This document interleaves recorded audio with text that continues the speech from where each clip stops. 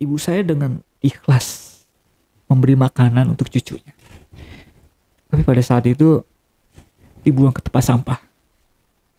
Sorry bang. Iya, Bang. Saya makan bang. Dari tong sampah itu saya ambil makanannya, saya makan. Dia bisa romantis sama laki-laki lain, tapi dengan suami sendiri dia murka. Di mana rasa kehormatan dia seorang istri?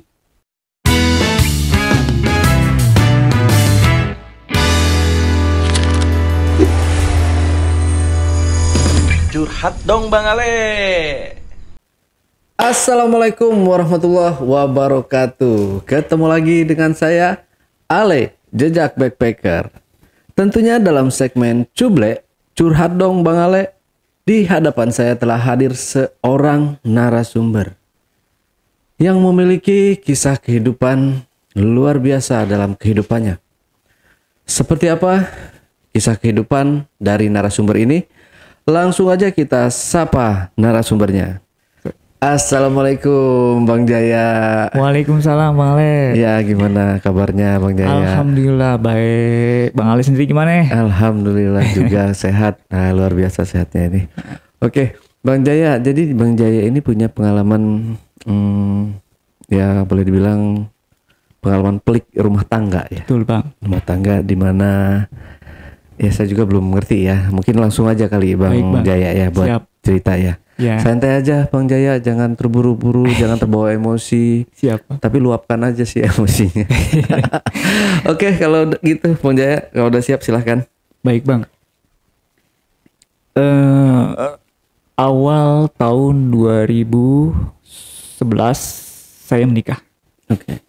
Dan pertemuan saya dengan mantan istri ini di sosial media, di ya satu biro jodoh lah ibaratnya. Kenal dengan dia akhirnya, dan di situ pun saya nggak lama, bahkan sampai ketemu dulu saya ya dengan keadaan saya yang apa adanya Bang Ali ya. Saya pakai motor Vespa ketemu, akhirnya sempat tidak berlanjut hubungan, dan akhirnya saya ke satu majelis waktu itu kan, akhirnya telepon sama dia bilang katanya gimana mau dilanjut nggak gitu kan. Ya maksudnya ibu mertua papa mertua nanyain gitu kan. Oh ya udah, saya nanya sama orang tua. Deh gimana nih anak orang pengen dinikahin gitu kan. Ya udah terserah gimana jalan baiknya. Dan akhirnya saya menyatakan ya udah, kan tujuan saya baik gitu kan. Tujuan saya untuk ibadah gitu kan. Niat saya kayak gitu. Sampai akhirnya kita melangsungkan pernikahan, dan ini Bang yang satu catatan kata orang tua gitu kan. Sebenarnya kalau misalkan di tanah Jawa ya, paling nggak boleh yang namanya nikahin tuh di dua. Jadi saya dinikahin tuh sama adik ipar, dibarengin. Oke. Ada kan ya istilah katanya di pamali gitu. Pada awal sih orang tua saya nggak setuju kalau dinikahin bareng di situ. Kalau mau, karena anak mantan istri ini anak pertama, nikahin dulu, nanti untuk beresepsi boleh disandingkan bareng. Tapi ternyata tidak. Sampai saat itu berjalan langsung, dan akhirnya ketemu sampai 2013 saya melahirkan anak pertama. Insiden itu mungkin bukan insiden, satu kekecewaan dia lah. Dan saya di situ masih dalam arti berpikir biasa, karena memang di rumah tangga kalau nggak ada konflik kurang bumbu ya Bang ya. Yeah. Tapi di situ ada satu yang menyinggung perasaan saya. Ketika saya pulang ke rumah orang tua, saya emang jarak rumah nggak jauh. Datang ke rumah, tujuan ibu saya kan nih bawa makanan untuk cucunya, gitu kan, bawa ke rumah. Tapi sampai rumah Bang, dibuang ke tempat sampah Bang. Dibuang ke tempat sampah. Menyinggung perasaan saya, dan saya nggak ngomong sama orang tua, saya nggak ngomong.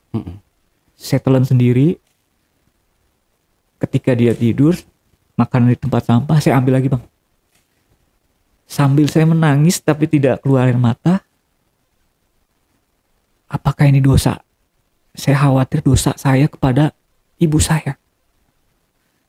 Awal pertama nih bang. Dalam hati gini bang. Ibu saya dengan ikhlas memberi makanan untuk cucunya. Tapi pada saat itu dibuang ke tempat sampah. Sorry bang. Iya, Bang. Saya makan bang. Dari tong sampah itu saya ambil makanannya. Saya makan. Walaupun ibu saya nggak ngelihat makanan itu dibuang ke tempat sampah, tapi saya merasakan kekecewaan saya. Itu kan ibu saya, itu ibu mertua kamu.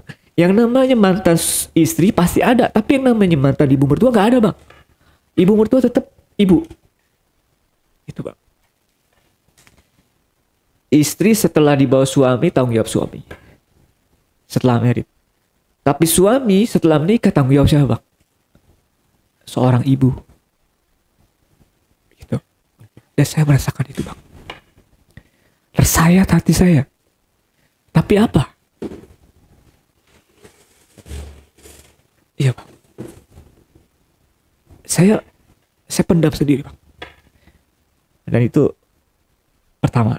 Oke, saya jamak ya. Sampai tengah malam.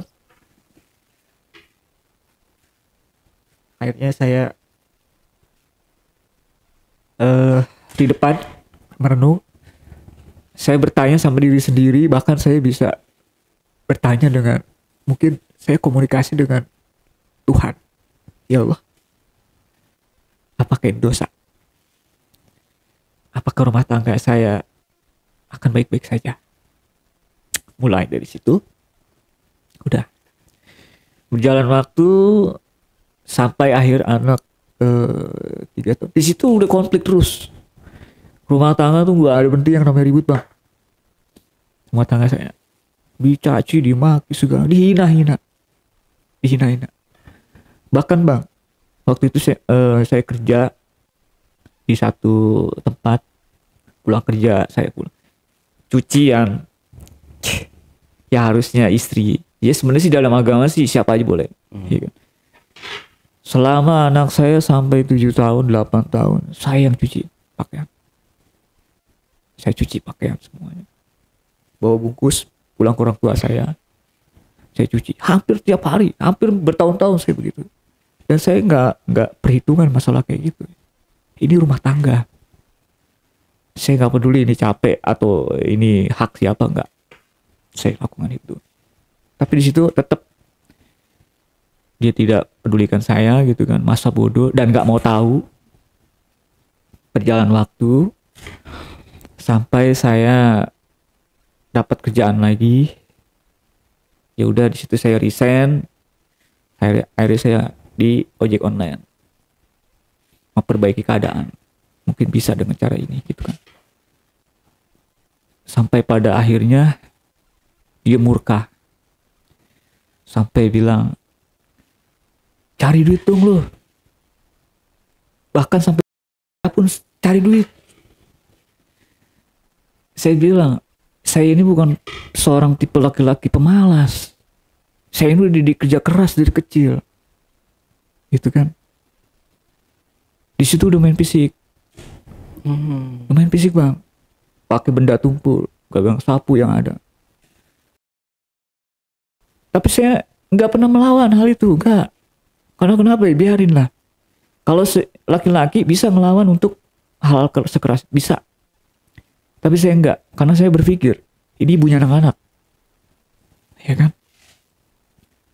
Sampai anak saya nangis, ngejerit. Saya kalau ngeliat anak-anak nangis, anak nangis, udah saya mendingan saya yang ngalah, keluar, biarin lu. Maksudnya lu pukul. Yang penting jangan kena anak mental anak gua, gitu kan? Sampai akhirnya ibu mertua saya telepon. Saya nggak pernah telepon ibu mertua, tapi Allah kasih saya satu penolong dalam arti ibu mertua saya nggak nggak pro ke istri ya. Bahkan bang, di antara, ya maaf ya, menantu yang lain. Saya bang. Saya yang paling disayang, saya dimaskan menurut saya ya. Ibu mertua saya baik, bapak mertua saya baik. Baik semuanya. Bahkan saudara-saudara baik. Cuma memang riwayat dari kecil. Emang ini anaknya, kalau bisa saya katakan wanita berhati besi. Dinasehatin seperti apapun enggak akan. Bahkan saya bawa ke, saya nasihat enggak. Karena saya dalam rumah tangga, saya menjalankan satu syarat dalam pernikahan. Apa? Nasihati seorang istrimu, meluruskan. Tapi setelah saya menasihati atau memberikan dia ujangan yang baik-baik, tidak didengarkan, ya udah, saya sudah membadalkan syarat saya. Mau didengarkan pun tidak, itu terserah dia. Sampai pada akhirnya waktu saya bekerja lagi bang, ya, di IO, satu event organizer. Nah, kata-kata dia itu terjadi bang, kejadian bang. Kalau bisa lo cari duit sampai, bukan kepengenan saya gitu ya. Pas pada waktu saat itu pulang kerja, saya kerja pagi, pulang pagi, namanya IO kan bang ya, namanya freelance lah dalam arti gitu ya. Saya dapat gaji, saya serahkan gaji saya semuanya, bahkan di situ ada yang namanya slip gaji, saya serahin. Tapi apa bang, ini duitnya kemana? Ini duitnya, ini slip gajinya, masih nggak percaya bang. Sekecil, jangankan yang kecil bang, yang besar aja nggak pernah dihargain saya bang. Saya nggak pernah yang nama dicurigain, hasil saya tuh dicurigain terus. Padahal saya udah kasih semua itu. Curigain apa? Jangan kasih malu terus. Ya Allah karim bang, boro-boro bang. Saya mau berangkat kerja, mampir dulu ke rumah ibu saya buat beli bensin. Tapi dia penduduk saya tuh katanya saya memberikan uang ke ibu saya lah. Abang kewajiban abang ngasih nafkah ke orang tua. Wajib kan? Wajib kan bang? Kenapa di situ mencurigai? Padahal demi Allah Rasulullah bang, saya nggak pernah ngasih bang. Dan saya pernah ngasih tapi di luar gaji. Sampingan saya. Nih mah. Dan itu pun saya nggak pernah ngasih lebih, seadanya saya aja. Sampai saat itu bang, ketika saya pulang, saya di perjalanan saya pulang sambil saya berpikir. Itu pulang sambil ngojol, pulang kerja sambil ngojol. Salip motor, situ terjadi keributan bang, insiden. Sama orang yang lewat karena memang mungkin saya kaget atau gimana. Padahal posisi saya emang enggak. Kalau menurut saya nggak salah. Cuman dia nyalip posisinya trotoar. Saya bilang, woi hati-hati. Dia malah berhenti. Sampai di got saya dipukulin jebret. Hancur muka saya. Sampai belepetan. Sampai kotor. Setelah di situ udah. Saya berpikir, apakah ini sumpah dia? Menurut saya ini bukan sumpah. Saya akan tunjukkan bukti saya mencari uang sampai hidung saya patah bang. Muka saya. Sampai saat itu saya nggak bilang. Dan itu hamil anak kedua. Itu hamil anak kedua. Nggak sampai situ. Singkat cerita. Ketika saya sudah diobatin apa segala macam, saya bilang, saya sudah buktikan, saya mencari uang sampai ini buktinya. Dan ini bukan main-main, saya bilang, cari nafkah ini nggak main-main saya, gitu kan. Tapi di situ dia nggak peduli dan nggak mau percaya dan nggak mau tahu. Gue nggak mau tahu, lu mau cari duit kayak gimana nggak mau tahu. Yang penting anak tercukupi nafkahnya. Manusia hidup bang dilahirkan gak ada yang mau susah. Gak ada bang. Cita-citanya gak ada orang mau susah hidupnya. Tapi kan namanya Tuhan berkehendak lain. Tinggal kitanya gimana sabarnya gak. Semakin kita sabar semakin ditambahin. Semakin kita bersyukur semakin tambah. Tapi enggak ada. Saya juga nggak ngerti. Bahkan Bang ya, maaf ya, orang tuanya memberi nasihat pun nggak didengarkan. Sampai saya bilang, Mah, Pak, saya ini orang baru, meskipun saya udah lama 10 tahun di sini. Tetap saya orang baru ya di antara keluarga. Kenapa? Ya, Mama, Papa tahu dia orang anak Papa, tapi saya orang baru. Saya berusaha untuk memperbaiki keadaan ekonomi saya dan memperbaiki bagaimana hubungan saya. Itu Bang, setiap rumah tangga tuh ntar beres, ntar enggak, ntar ribut lagi, ntar pisah lagi. Sampai saya Bang, terjadi kekerasan lah kalau menurut saya. Apa saya melawan? Enggak. Pernah kena waktu itu saya jujur, pernah kena mukanya. Itu pukul sebenarnya. Saya menangkis benda tumpul itu sampai kena muka. Saya tangkis begitu. Bahkan panci Bang, muka saya.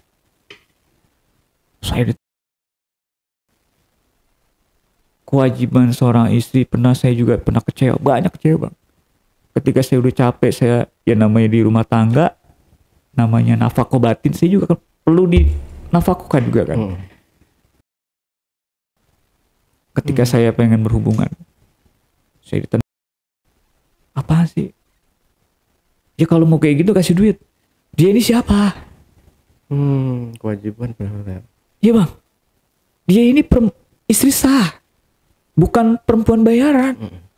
Kalau misalkan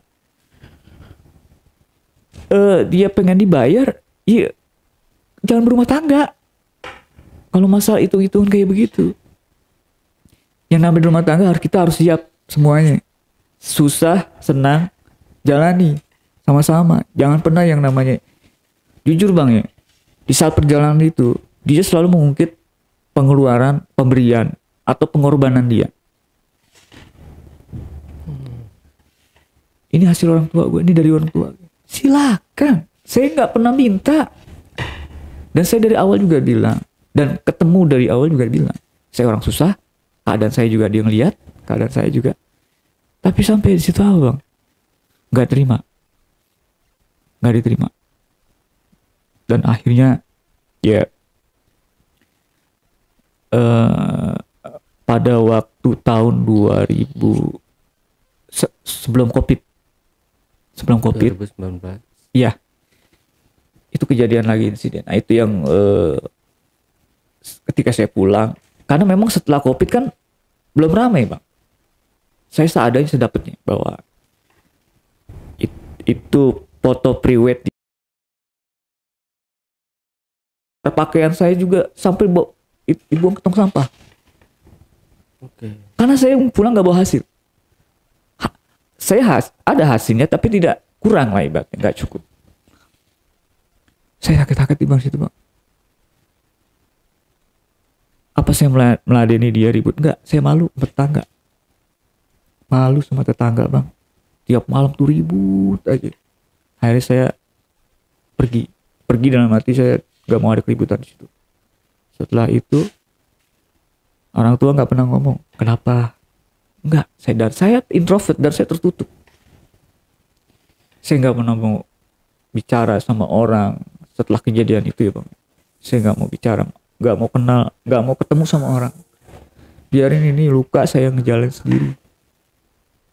Bahkan sampai setelah kejadian selalu ribut mata, saya mencari syariat Bang, bahasanya. Dalam arti bukan ke dukun, bukan. Tapi saya minta ujangan ke guru saya. Ustaz, ini rumah tangga saya begini gimana ya? Ya udah. Besok kita jalan ke Bogor. Ada satu tempat.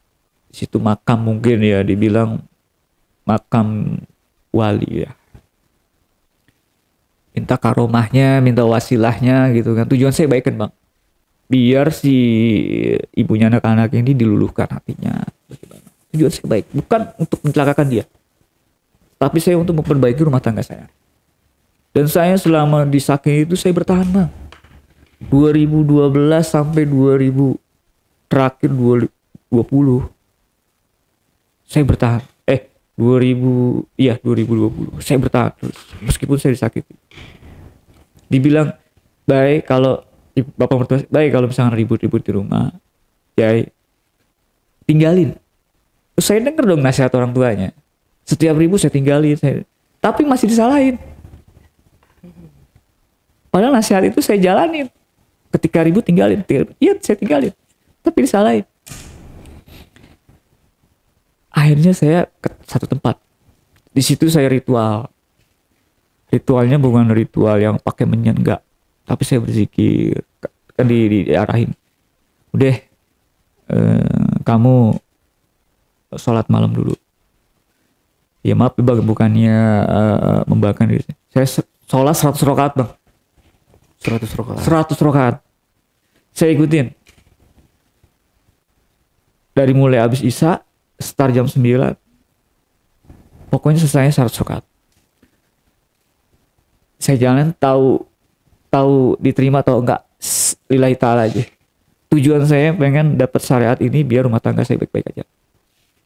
Setelah itu seharian ditinggal saya sendiri. Emang ada sih orang-orang. Di situ saya nggak ada kejadian apa-apa sebenarnya. Cuma saya gelisah. Saya merasa tidak yakin dalam hati saya. Kurang meyakinkan. Pada sampai saatnya besok yang terakhir suruh berzikir di depan makam. Kata guru saya, zikir banyak-banyak. Pokoknya saya dapatnya pagi. Saya ketiduran. Ketika ketiduran,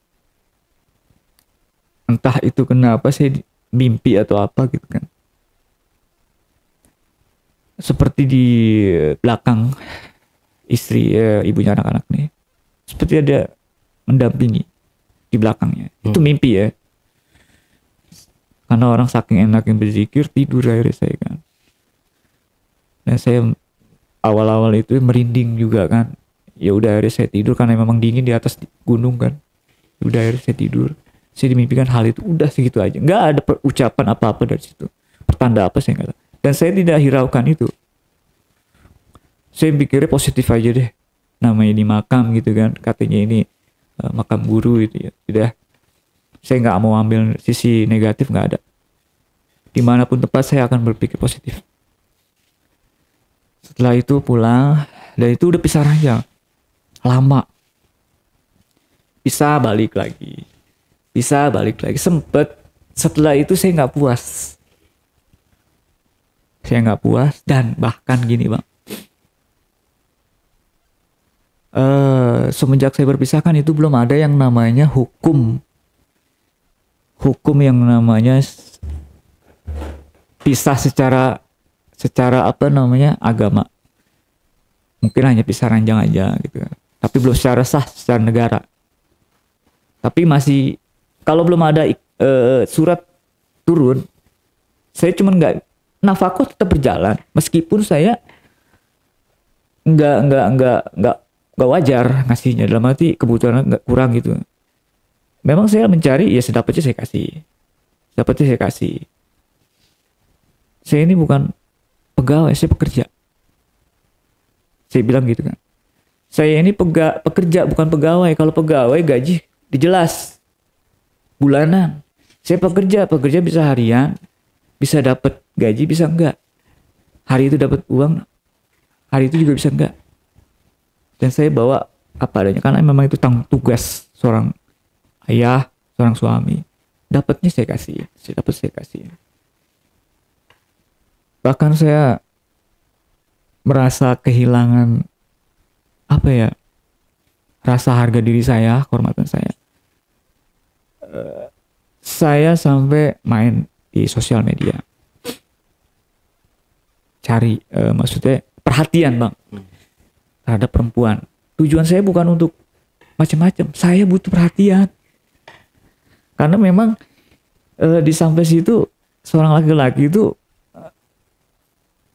butuh perhatian seorang ibunya, seorang istri apa layaknya. Ini udah capek-capek kok nggak dihargain. Udah pulang dari pagi ketemu pagi lagi nggak dihargain. Pendapatan hasil pun nggak dihargain. Sampai saya hampir kena mental. Dulu ya mungkin ini emang badan saya kurus. Ini lebih kurus lagi dulu bang. Ini baru tengkorak.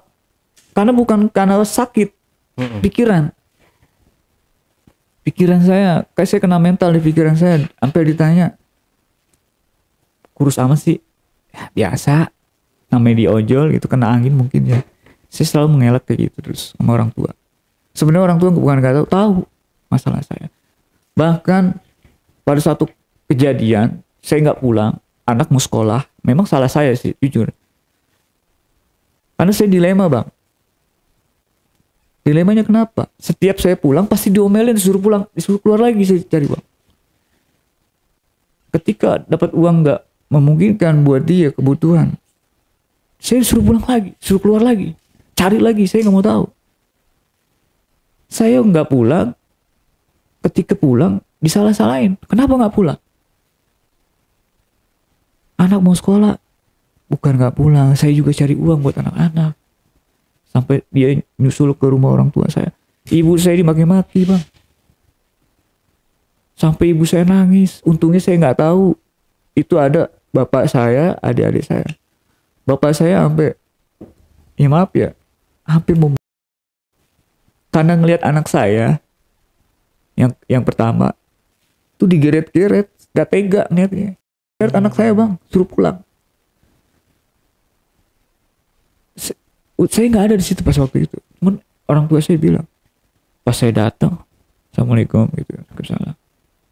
Mama nangis, mama kenapa? Saya tanya kan, kenapa mah? Terisak-isak. Ibu saya terisak-isak bang. Kenapa? Nggak jawab. Bapak saya menjawab. Itu ibunya anak datang marah-marah. Mama dimaki-maki. Allahu Akbar. Saya mendingan kehilangan nyawa saya daripada saya kehilangan ibu saya. Karena memang gini bang, seorang laki-laki itu tanggung jawab ke ibu. Saya lebih baik kehilangan, maaf ya, lebih baik kehilangan dia daripada kehilangan ibu.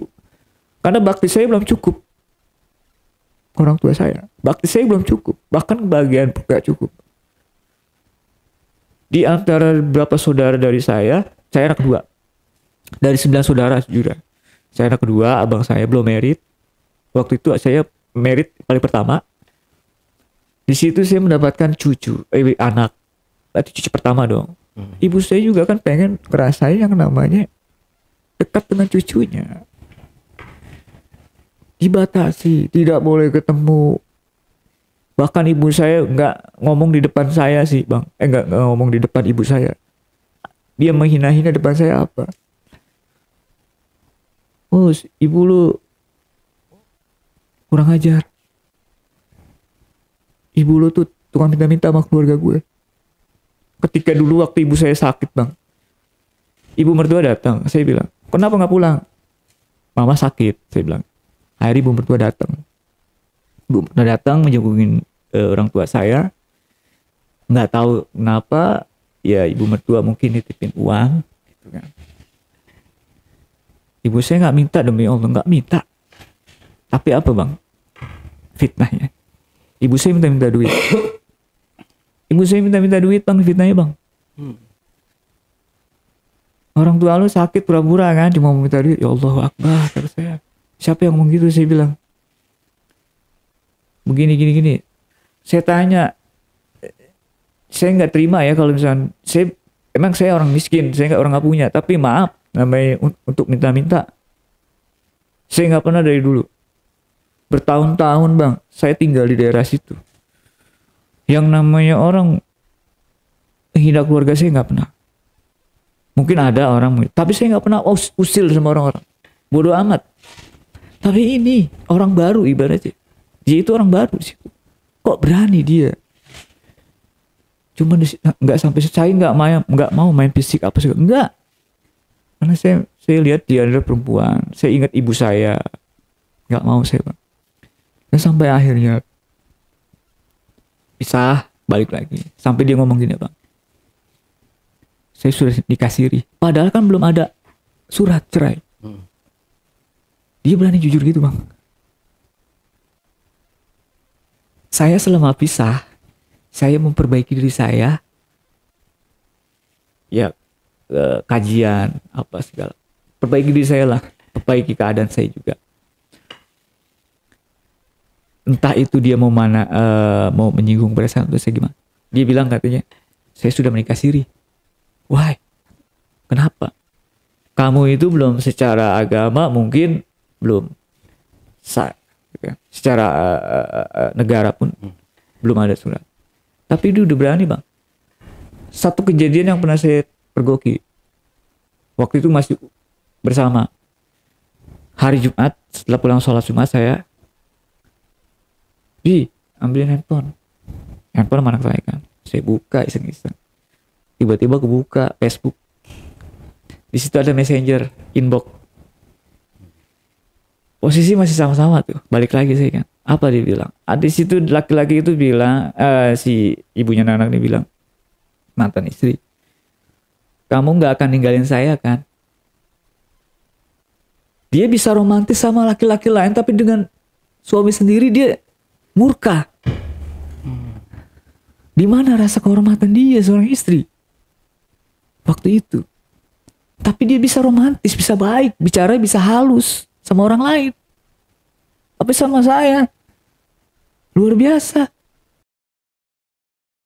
Kur segala macam. Bahkan bang, saya pernah kejadian di stasiun Bekasi. Saya nggak ikutin, dia pengen kesana, saya nggak ikutin. Karena kenapa? Anak saya di rumah, nggak ada yang nungguin. Di depan orang banyak bang, di depan ojol. Kata saya, bang lihat bang ini istri kayak gini bang, nggak usah diikutin bang. Orang-orang ojek, dia nggak berani bercampur. Sepanjang jalan saya mikir bang, Allahu Akbar. Bukan saya khawatir dengan diri saya. Pertanggungjawaban dia nanti gimana? Saya malah kasihan ke dianya bang. Bukan ke diri saya.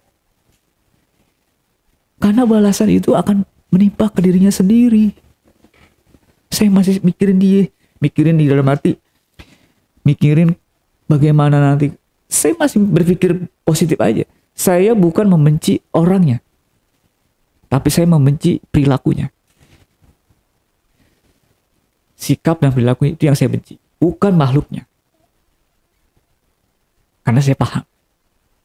Ciptaan. Yang saya benci adalah perilaku dan sikap. Ini yang perlu saya luruskan.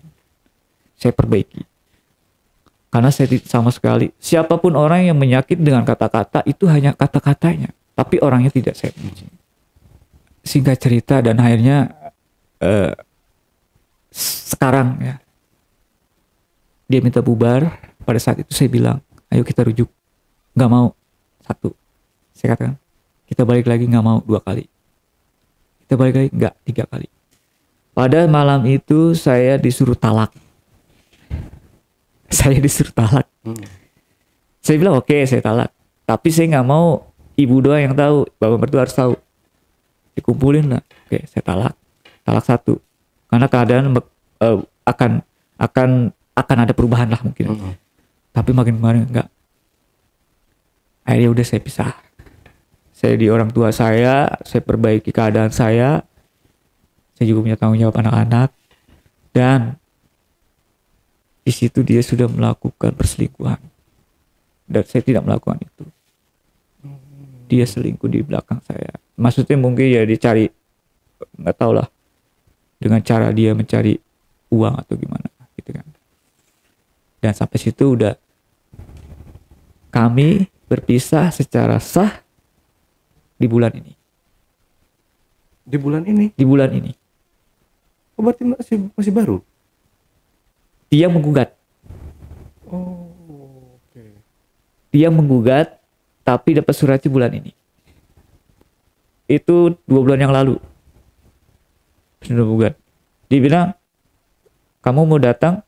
Lu mau datang atau enggak? Ya, lebih baik sih nggak usah datang. Ya udah sih nggak usah datang. Dan saya udah move on sih sebenarnya. Dari awal udah move on. Karena kenapa? Saya kalau ingat flashback lagi, kalau misalnya secara sakit hati, ya saya kecewa Satu, orang tua saya pernah pemuda dan segala macam.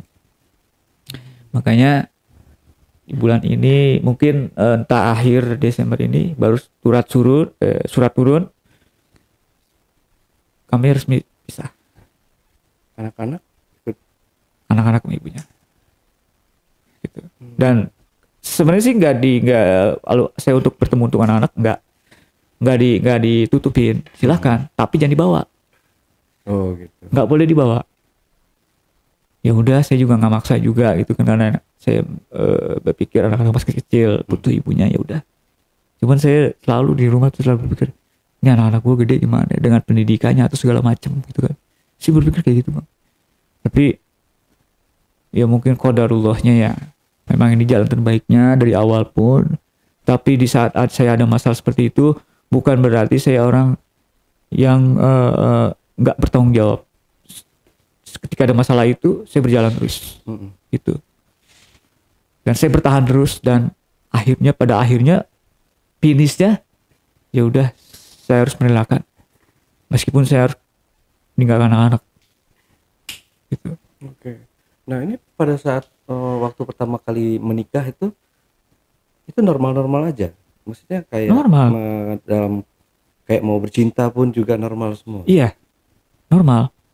Memang dalam hati ini bang, ya namanya kita, awal-awal iya normal, biasa aja sampai punya anak 3 bang, iya kan, berarti normal kan. Ada kebutuhan secara nafkah batin, ya kan, nafkah batin saya penuhin. Ketika saya minta dia nggak dikasih gitu kan, ya udah, sampai akhirnya ibu mertua pun nyerah, ya udah, saya nggak ikut campur urusan kalian. Kalian memutuskan, tinggal terserah kalian. Pada intinya kalian sama-sama ikhlaskan kalau misalnya berpisah, gitu kan. Tapi ya saya belum ketemu lagi sampai saat ini sama anak saya, sama mertua saya. Ketika nanti surat turun, saya akan pamitan juga sama mereka. Saya akan datang baik-baik dan keluar pun baik-baik, gitu.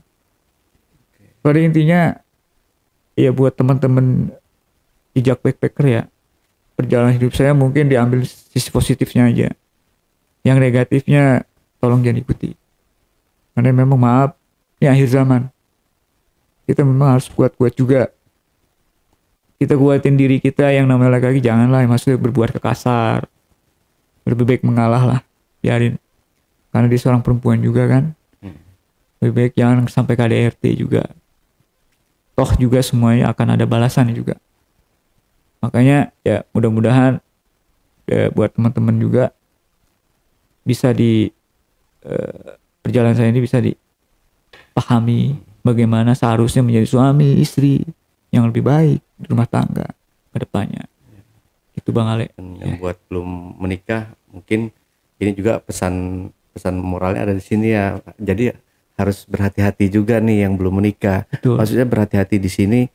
Ya mungkin kalau yang belum bekerja dulu. Betul. Yang banyak uang dulu. Betul, gitu. betul, Karena betul. berat menghadapi pernikahan biduk rumah tangga itu Betul, tadi. betul Bang. Nggak ada uang ya abang ditendang. Nah, jadi tujuannya gini Bang. Nah, Satu yang saya harus ingatkan, tujuan menikah adalah ibadah. betul. Itu dulu. Memang sih tujuan utamakan adalah tujuan segala apapun adalah ibadah.